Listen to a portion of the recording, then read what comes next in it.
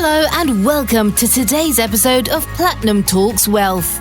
Emmy Nominated journalist Jennifer Rogers Markwell changed gears in her television career when she realized the need to help women make sense of investing. She regularly hosts educational workshops to empower women and others to take charge of their financial future. Now, join your host, Platinum Wealth Management President Jennifer Rogers Markwell, as she leads us into the world of money memories, money infidelities, and how these can mold our relationship with our personal finances as adults. Let's dive into today's episode.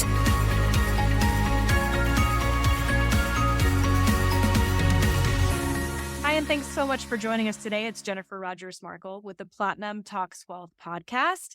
Today, we are joined by Vickie Leuenberger, who is a digital nomad and has a fascinating story to tell. Vickie, thanks so much for spending some time with us. Thank you so much. Thank you for having me. Yeah, so tell us about you and all the things and why you do what you do. Amazing. So I'm a digital nomad who escaped the Canadian winters in order to travel the world on my sailboat full time. So I've been living on my sailboat for a total of 9 months now, cruising the Caribbean islands, been to about 10 different Caribbean islands. And I was a digital nomad for a couple months before that as well. I explored South Korea, a bit of Europe, and a bit of the East Coast of the US and of Canada. I'm really passionate about creating connections, meeting new people. I'm currently on a challenge to meet 365 entrepreneurs in 365 days.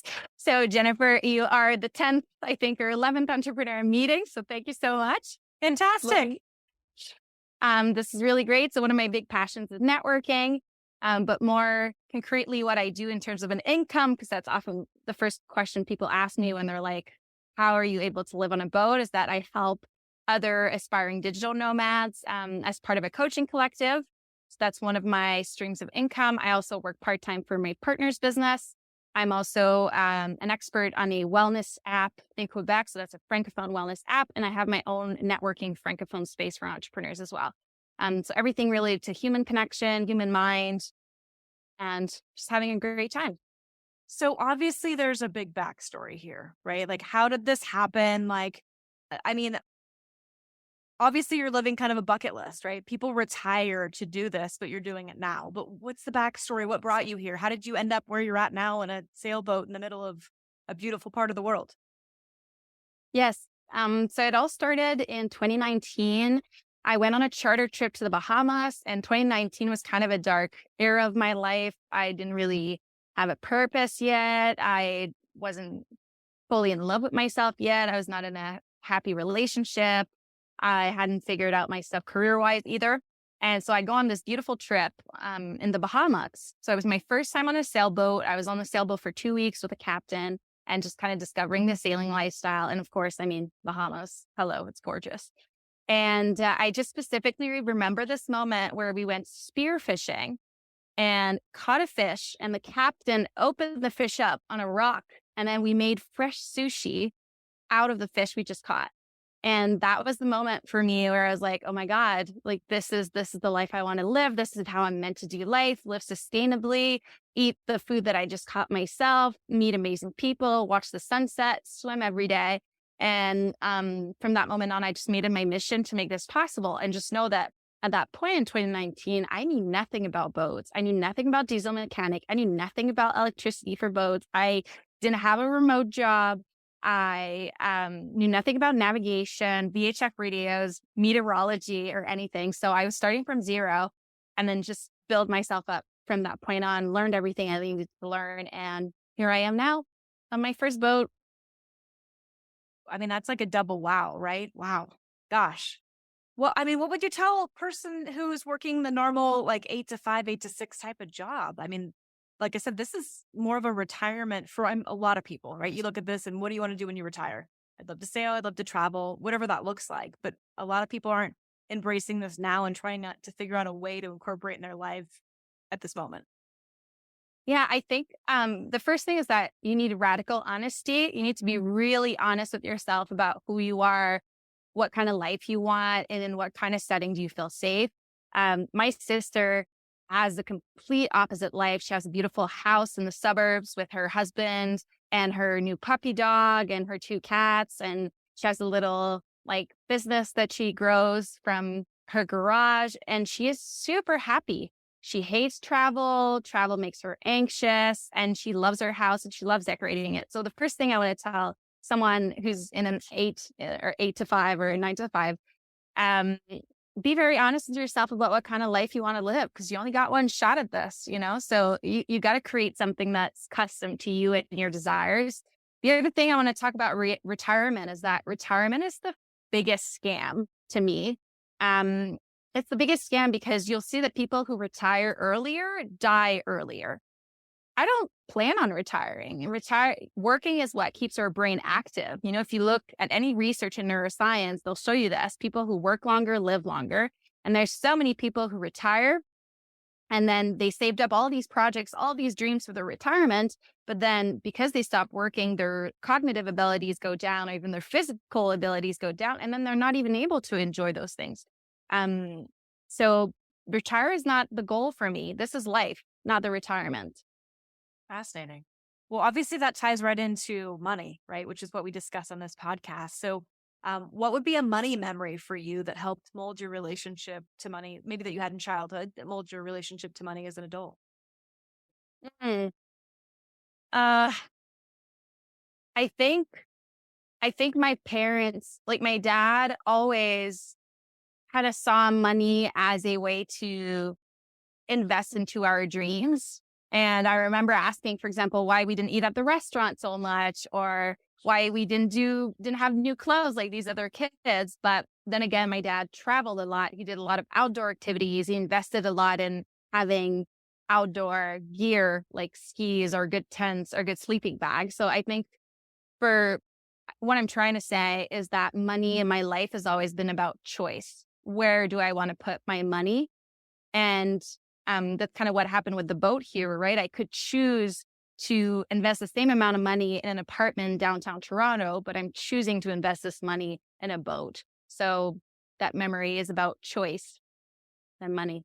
No, that's fascinating. I mean, kind of back to your journey, because the costs are similar, do you envision doing this indefinitely? Do you have a game plan, or is there no game plan there?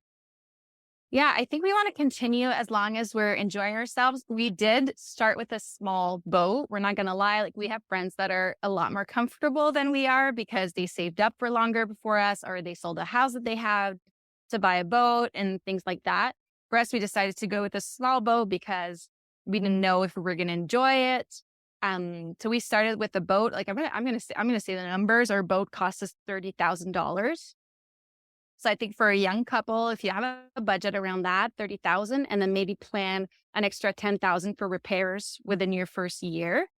With $40,000, you could live comfortably, like on top of your cost of living, right? Like internet, food, and all of that.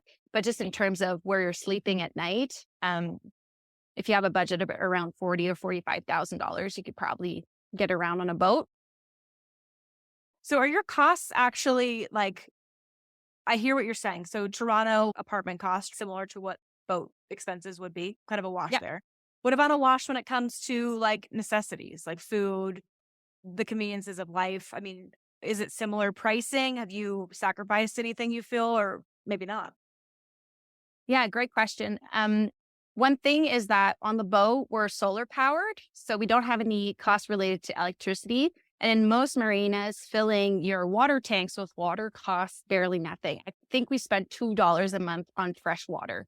So right there, fresh water, electricity is really good. In terms of internet, it depends which country we're in, but we're usually going to get around $100 US for internet consumption per month, which is similar to what we were spending when we were in an apartment. We lived in Montreal, so that we would be spending that $100 anyway.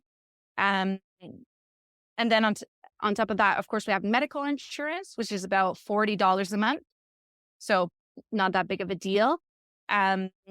Food will vary which island we're on, if we're eating more out at the restaurant or more in the grocery store. But food is kind of something that you're always able to adjust, right? If you're willing to eat rice and tuna cans, you can get along. So depending on what kind of type of living, what kind of lifestyle that you have, you're able to adapt. But we're usually able to spend, around $200 a week on groceries.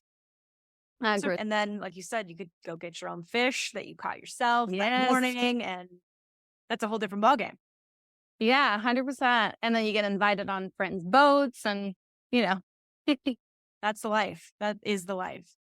Well, another thing we like to discuss is financial infidelities. And that could be something that, you've experienced financially. And it could be something as, I'm not being impeccable with myself about my budget, or I bought something that I'm not telling my partner about and hiding that because it was a financial, spend that was maybe bigger than expected. What's something that you've either experienced that you're open to sharing, or that you've seen that you think that, listeners could learn from? Yeah, I have this great story. I don't know if it's an infidelity, but it was probably one of the biggest fights I've ever had with my partner. So the sailing dream was my dream, right? I, in 2019, declared to the world I was buying a sailboat, starting studying. Along the journey, I started interviewing men to get a partner because I didn't want to do this alone anymore. Met my partner. He's great, speaks a bunch of languages. I had some sailing experience, doesn't get seasick, so he qualified for dates. We started dating. We agreed that we want to buy this boat, and we actually bought it on April 1st. So we've had it for a year now. We didn't move on it right away, but we made our first payment on April 1st, and we decided to buy it 50-50, right? So he had to put in 15,000 US. I had to put in 15,000 US. And I thought everything was good on his side. Everything was good on my side because I've been planning for this dream for years. So I had the money, cash in my account for that. Fast forward to June, we're in South Korea. I have no idea how his finances are doing. Our last payment on the boat is due. I've already done all my payments, but he hasn't. And then on the day of the last payment, he tells me, hey, I don't have the 5,000 I'm supposed to give on the boat today. I was so freaking mad. I was so mad because this was my dream. This was my baby. And we were about to lose thousands of dollars and our dream boat because he didn't plan his things financially. And I was like, how the hell, why did we pay a plane ticket? Why are we in South Korea right now in an Airbnb if you were not able to afford our boat? Like, that's something we agreed on months ago. What is going on? I welcomed him in compassion. I listened to him and I was like, okay, like, I get it.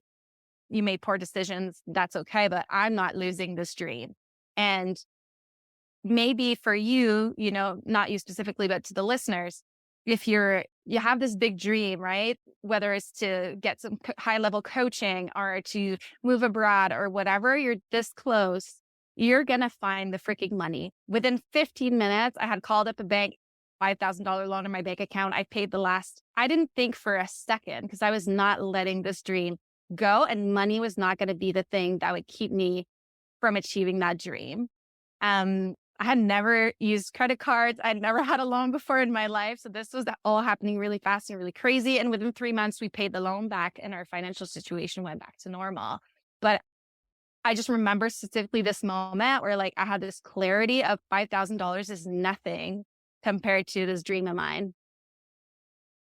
How did that turn and if I can dig a little deeper here, right? Yeah. Go ahead. Communication between you two, right? Because communication financially is a big deal, and that causes, unfortunately, sometimes breakups, divorces, whatever that looks like. How did that maybe evolve or change because of that situation with communications with you both? Yeah, we definitely became a lot more transparent about our financial situation. We opened up both of our accounts, looked at it together. Was a little bit awkward because 20 days later, he proposed to me. And one of the reasons why he hadn't been transparent about his money expenses is because a big chunk of money was going out for an engagement ring, which that led to other conversations and starting this journey of committing to each other, being more transparent financially and open about our transactions. So yeah, I think it kind of saved us as well, having this realization that money is a big part of relationships, and we hadn't realized that. Yeah. And I feel like truly kind of maybe not a speed bump way to have that conversation initially, right? For your experience by all means, but so much better having that now than it would be 5 years later in your relationship or your marriage. Oh yeah, 100%. If I could speak to myself a year ago, I probably would be like, hey, sit down with your partner. I would have told him, and that's kind of the conversation that happened. And it's awkward. If anyone's listening, don't judge me. I wish she had made the last boat payment instead of proposing.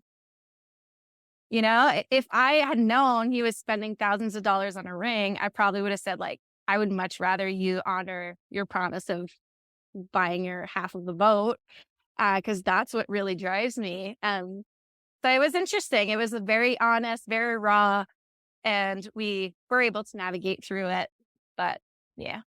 No, thank you for sharing. And I feel that goes back to also what's important to you.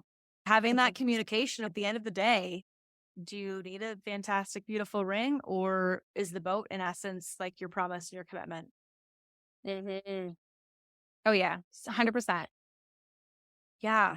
So what advice obviously you're on quite a journey. What advice would you give to others, maybe also in that couples communication realm as well, if they're going to have an adventure like this? Yeah. So whether it's for really anything in your life, whether it's financially, in your relationship, or if you're on a boat and your diesel engine doesn't work anymore, if you're feeling stuck, it's because you're focusing on everything that you don't know instead of focusing on everything that you can learn. Everything is an opportunity for learning. So whether you need to learn about managing your money better, whether you need to learn about navigating difficult conversations, whether you need to learn about how to change a freaking fuel line on a diesel engine, you can learn all of these things if you start focusing on, I don't know how to fix a diesel engine. I don't know how to talk with compassion to my partner. I don't know how to manage my money. These are all things that you can learn. So just shift your mindset, go back to that childlike playfulness, look at that diesel engine and start playing, just like Legos. Start pulling pieces apart and read the manual and ask questions, be curious, and you're gonna figure it out. I love that. That's fantastic. So before we wrap the conversation, I always like to ask, what are some tips and or tricks that you use to utilize money in your household and or boat? Actually, I have this great resource. Wait, I'm going to try to find the name. We have this website. This is more for digital nomads. Give me 1 second. I have it right here. It's called Expatistan. So Expatistan is a website that gives you the cost of living comparison between several kind of cities in the world. So let's say I'm going to be moving right now. I'm in Martinique, which is a French island between St. Lucia and Dominica. And next week we start sailing south to St. Lucia. When I budget my month, I'm going to go on Expatistan and check what is the differences in cost of living. So that way, and it shows you for each category, food, transportation is a software that helps you compare costs of living. So if you're a digital nomad and you're moving around a lot, it's a really powerful tool. So difference in food, difference in internet, difference in transportation. So it's going to help me adapt and plan my travel and my budget. That's fantastic. I've never even heard of that. So that's super interesting. So appreciate it, and good luck with all your journeys, and definitely keep us updated. Thank you. Thank you so much. And thank you for joining us. And hopefully you will join us again on the next Platinum Talks Wealth podcast. If you enjoyed today's podcast, Platinum Talks Wealth, please subscribe and share. For more information about Jennifer Rogers Markwell or Platinum Wealth Management, please visit www.platinumwealth.net. Securities and advisory services offered through LPL Financial, a registered investment advisor, member of FINRA and SIPC. The opinions voiced in this podcast are for general information only and are not intended to provide specific advice or recommendations for any individual. To determine which strategies or investments may be suitable for you, consult the appropriate qualified professional prior to making a decision. The guest speakers and their companies are not affiliated with or endorsed by LPL Financial or Platinum Wealth Management.